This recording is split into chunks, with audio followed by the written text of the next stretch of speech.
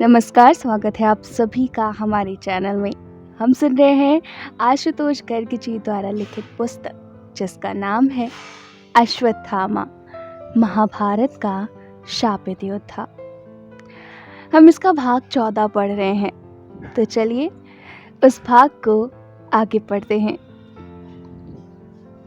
शकुनी ने बड़ी प्रेम से युधिष्ठिर के सिर पर हाथ फेरा और कहा, युधिष्ठिर, यूं हिम्मत ना हारो।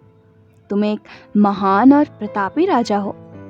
द्यूत में विजय उसी की होती है जिसके पास धैर्य होता है, और तुम तो धैर्य की प्रतिमा हो वत्स। युधिष्ठिर ने शकुनी को देखकर पूछा, लेकिन अब मेरे पास दांव पर लगाने के लिए कुछ नहीं है, मैं खेलूं कैसे? शकुनी ने मुस्कुराते हुए दुर्योधन को देखा और युधिष्ठिर से कहा, अपने इन भाइयों को देखो युधिष्ठिर, जब तक ये तुम्हारे पास हैं तुम हार नहीं सकते। तुम चाहो तो अपने भाइयों को दांव पर लगा सकते हो। यदि जीत गए तो तुम्हें सब कुछ वापस मिल जाएगा। अर्जुन ने झटके से अपने भाई युधिष्ठिर को देखा, लेकिन तब तक देर हो चुकी थी। युधिष्ठिर हामी भरकर दांव लगा चुका था। शकुनी ने पासे डाले और फिर वही हुआ जो इतनी देर से हो रहा था। यह दांव भी युधिष्ठिर हार गया। इस प्रकार युधिष्ठिर ने स्वयं को तथा अपने चारों भाइयों को दांव पर लगा दिया और एक एक करके वे पांचों दुर्योधन की संपत्ति का हिस्सा बन गए। मैं अपनी पराजय स्वीकार करता हूँ। आज से मैं और मेरे चारों भाई दुर्योधन के दास हुए। युधिष्ठिर ने बहुत चेष्टा की, लेकिन वह अपने आंसू नहीं रोक पाया। निराश क्यों होते हो प्रिय युधिष्ठिर? शकुनी बोला, यह तो खेल ही ऐसा है। इसमें व्यक्ति पराजित होकर भी जीत जाता है, और फिर तुम अब भी सब कुछ नहीं हारे हो। द्रौपदी को भूल गए क्या? इसके बाद जो हुआ उसे बताते भी मुझे लज्जा आती है।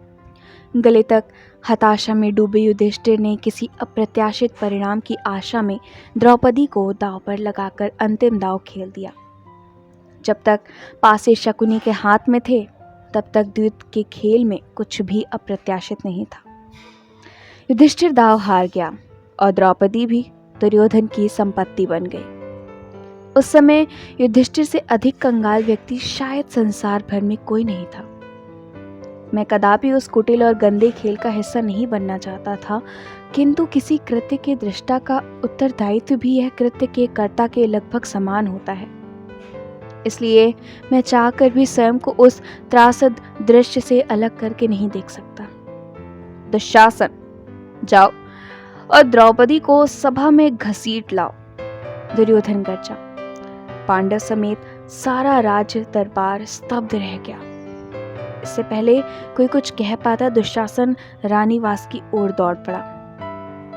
द्रौपदी और दुशासन के मध्य रानीवास में क्या बात हुई यह तो मुझे नहीं पता, किंतु कुछ ही देर बाद मैंने देखा कि दुशासन बेचारी द्रौपदी को बालों से पकड़कर निर्लज्जा से घसीटता हुआ कुरु राजसभा में ले आया।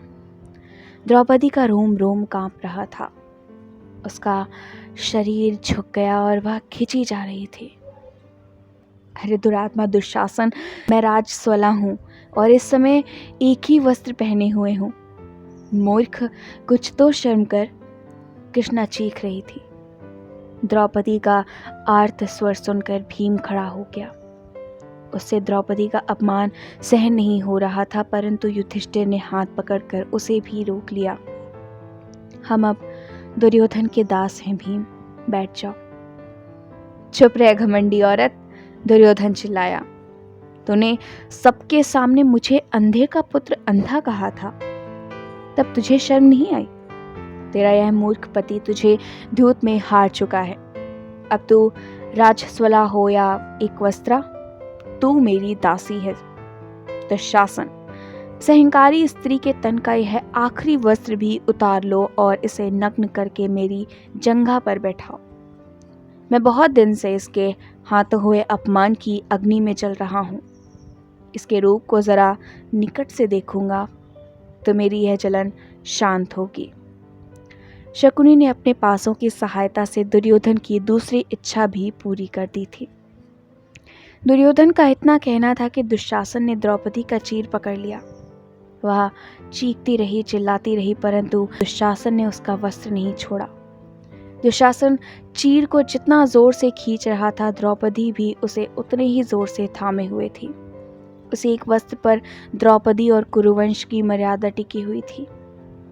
भीष्म पितामह की नम आंखों के बीच धृतराष्ट्र की राज्यसभा दुर्योधन, कर्ण और शकुनी के निर्लज्ज ठहाकों से गूंज रही थी। विदुर रो रहे थे और धृतराष्ट्र से बार बार इस जघन्य कृत्य को रोकने की प्रार्थना कर रहे थे।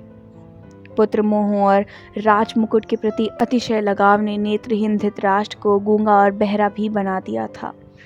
वह अपनी अयोग्यता को नेत्रहीनता के पर्दे के पीछे छिपाने का असफल प्रयास कर रहा था। यथा राजा तथा प्रजा। मैं, मेरे पिता द्रोण और मामा कृपाचार्य मन ही मन दुखी होने के सिवाय क्या कर सकते थे।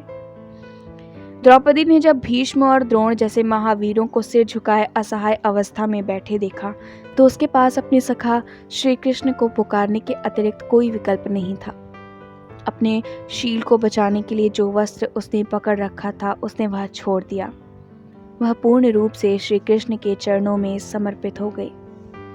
कहते हैं, ईश्वर केवल समर्पण चाहता है। मनुष्य अगर स्वयं को पूरी तरह ईश्वर के श्री चरणों में समर्पित कर दे तो 10 दुर्योधन मिलकर भी उसका कुछ नहीं बिगाड़ सकते। कुरुराज सभा में यही हुआ। जैसे ही द्रौपदी ने वस्त्र छोड़ा तथा हाथ जोड़कर श्री कृष्ण का स्मरण किया, तो मैंने और पूरी सभा ने वह देखा जिसकी कल्पना करना भी संभव नहीं है। दुशासन दोनों हाथों से द्रौपदी की साड़ी खींचता जा रहा था और साड़ी खुलती जा रही थी। द्रौपदी अपने स्थान पर खड़ी हे कृष्ण बोलती हुई घूम रही थी। दुशासन खींचता रहा, साड़ी खुलती रही, परंतु उसका अंत नहीं हुआ। खींचते खींचते दुशासन के हाथ दुखने लगे। माथे से पसीना ऐसे टपक रहा था मानो वह तेज धूप में हल चला कर आया हो, किंतु साड़ी समाप्त होने का नाम नहीं ले रही थी। सभा में वस्त्र का अंबार लग गया था। आखिरकार दुशासन थक कर नीचे बैठ गया।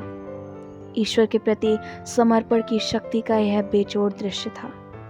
मैंने उस दिन दूसरी बार श्री कृष्ण को ईश्वर रूप में देखा। भीम का तन क्रोध से कांप रहा था।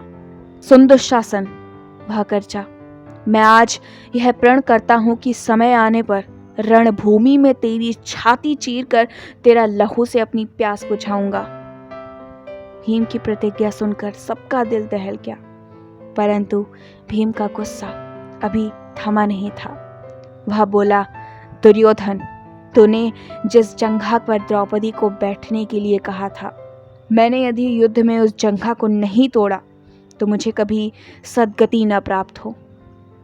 भीम की इन भीषण प्रतिज्ञाओं को सुनकर दुर्योधन और दुशासन भयभीत होकर उसे देखने लगे। स्थिति बिगड़ रही थी। भीम का क्रोध उफान पर था और सब लोग पांडवों को निरंतर मिल रहे कृष्ण के सहयोग से हतप्रभ थे। ऐसे में भीष्म के जोर देने पर धृतराष्ट्र को हस्तक्षेप करना पड़ा।